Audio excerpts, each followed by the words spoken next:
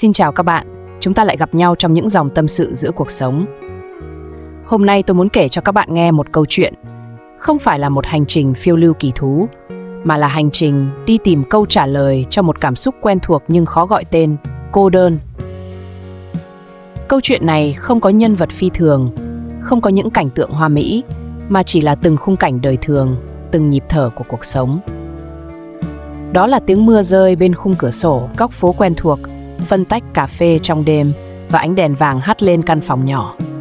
Nhân vật chính của chúng ta là một cô gái trẻ, người vẫn đang cố gắng học cách đối diện với chính mình, với những ký ức xa xưa và với cả khoảng trống mà tình yêu và cuộc sống để lại. Qua từng hành trình, chúng ta sẽ thấy cô tĩnh lặng đối diện với cô đơn, học cách hòa mình vào đó, và rồi dần dần hiểu rằng cô đơn không phải là kẻ thù, mà có thể là người bạn giúp ta trưởng thành. Hãy cùng tôi bước vào câu chuyện này để cảm nhận từng phút giây bình yên, từng xúc cảm tinh tế, và để tự hỏi chính mình, cô đơn thật ra là gì? Tôi vẫn luôn tự hỏi bản thân mình và những người bạn của tôi, cô đơn là gì? Cô đơn là khi tôi nằm trong góc phòng, lắng nghe tiếng mưa rơi cùng những bản nhạc cổ xưa phát ra từ radio. Nước mắt tôi không ngừng tuôn rơi về những ký ức đã qua, kỷ niệm của người trước còn đọng lại, về những điều hiện tại tưởng chừng rất hiển nhiên nhưng lại quá chông chênh. Nếu cô đơn là như vậy, thì tôi chịu được cái sự một mình ấy, cô đơn hay là bình thản. Đôi khi giữa cái dòng đời đầy bon chen và xô bồ này, có những phút lặng như thế, có những góc tĩnh như thế, để nước mắt chảy trôi, nghe mặn chát nhưng thấm thía, rồi lại đứng dậy, thản nhiên mà bước tiếp qua những ngày cô đơn.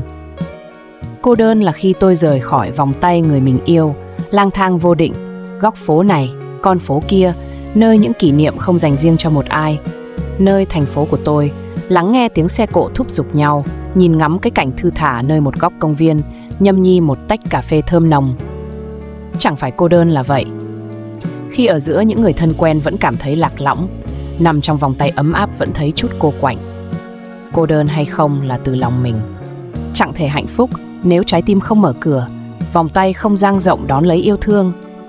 Bản chất con người là cá thể độc lập, vị kỷ, cá nhân nhiều, cho đi hay nhận lại bao nhiêu cũng không thấy đủ.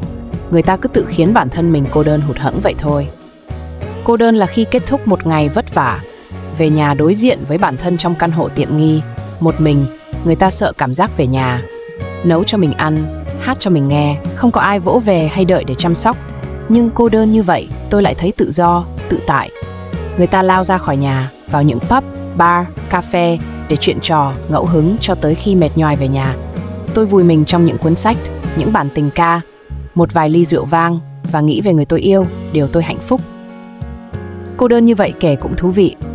Khi tôi chẳng biết anh là ai, anh ở đâu, tôi chỉ cố chỉn chu bản thân thật tốt, tận hưởng những phút giây một mình cho trọn vẹn.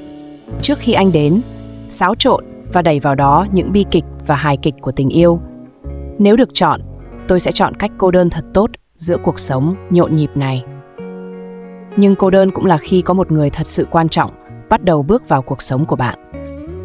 Bạn sẽ phải chấp nhận việc nghĩ đến người khác nhiều hơn bản thân mình, yêu họ hơn bản thân mình và đau vì họ hơn cả nỗi đau từ bản thân mình.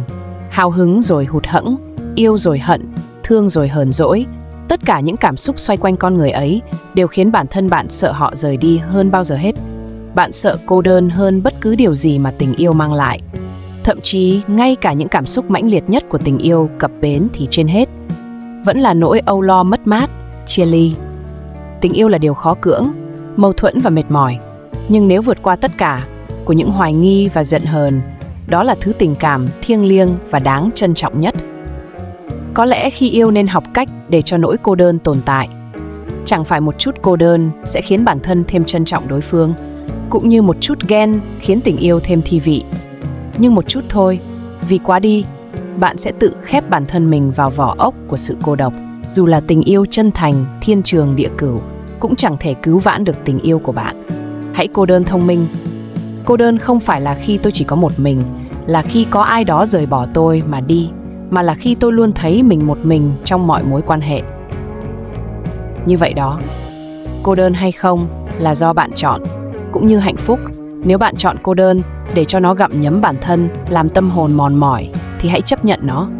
Đừng than vãn hay mong chờ điều gì thay đổi được cuộc sống. Không cơ hội, không cuộc hẹn nào với hạnh phúc, ngoài trừ lựa chọn có hay không thay đổi suy nghĩ của bản thân mình. Cô đơn là điều rất nhẹ và rất mỏng, nhưng ở một mặt nó cũng bất biến và khó buông. Hãy sống cùng cô đơn như một cách để trưởng thành và tồn tại, cảm nhận nó hơn là để nó chi phối. Bạn sẽ thấy mình được yêu thương,